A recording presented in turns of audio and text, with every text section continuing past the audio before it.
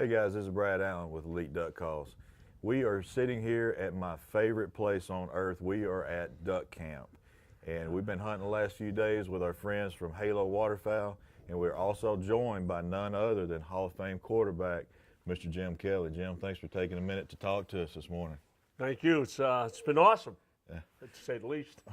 You know, Jim, everybody knows about the amazing career that you had in football. But very few people know that you are a very avid hunter and outdoorsman. So tell us a little bit about that part of your life. Well, to make a long story short, boy, I can remember even growing up, come from a family of 6 boys. My dad did not allow any firearms in the house, and the reason for that is we fought so much.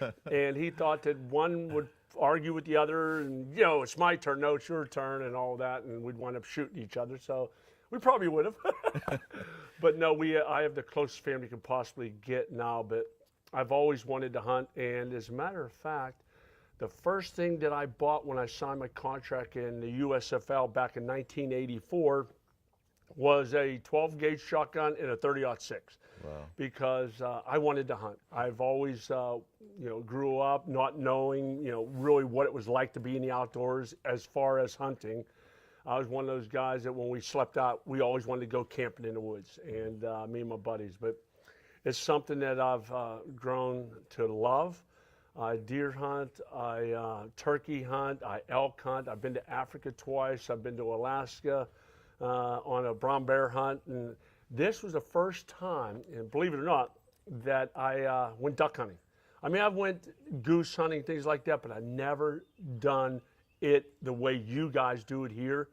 I am addicted. I love it, and it won't be the last. I'll put it that way. Good deal. You know, we have a saying here in Arkansas that, you know, if you don't like the weather, just hang around for a little bit because it's going to change. And in the couple days that you were here hunting with us, you really got to see both extremes of that, didn't you? Wow, big time. And when we first got here, it was like 20 degrees. I think it got even down to in a single digits wind chill.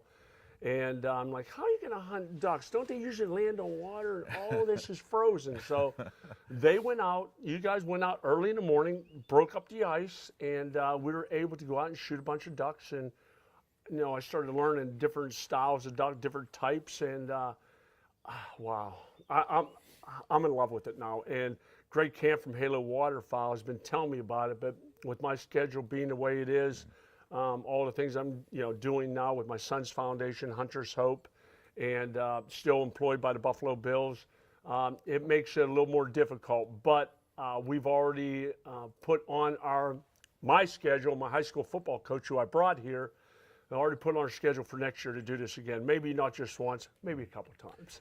Well, you know, you mentioned something there. One of the things that I thought was so interesting about getting to spend a couple of days with you, I thought it was amazing the relationship that you have with your high school coach, Coach Terry Henry. So tell me a little about the history with you guys.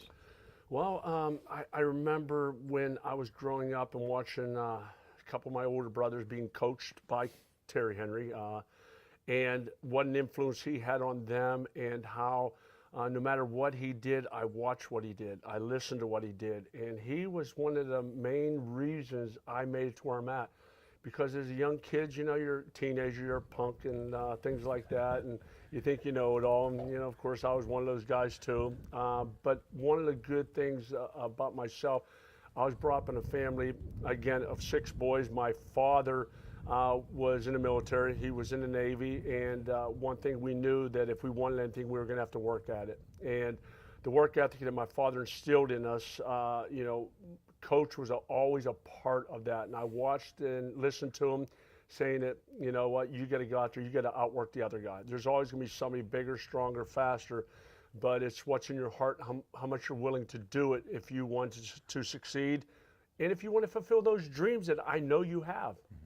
So he pushed me along the way, and here we are, 56 years old, and I've taken him to 29 Super Bowls. I've taken my 5 brothers, my dad, and my high school football coach, I think 29 Super Bowls, not in a row.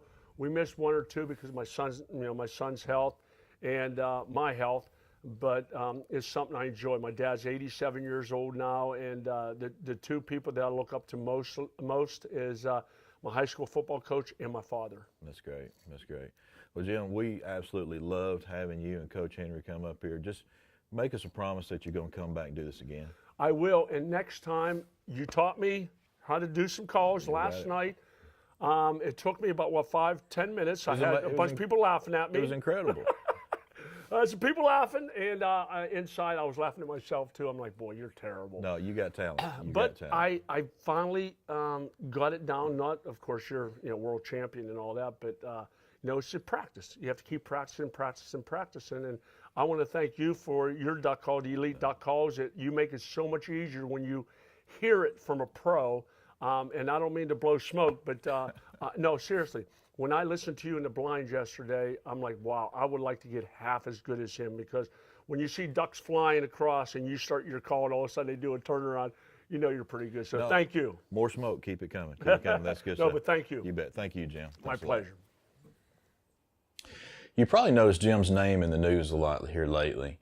He was recently declared to be in remission following his third battle with oral cancer, and he was also given the Jimmy V Award for Perseverance at the 2018 ESPYs. His acceptance speech was one of the most inspiring speeches ever given. I strongly encourage each and every one of you to check it out.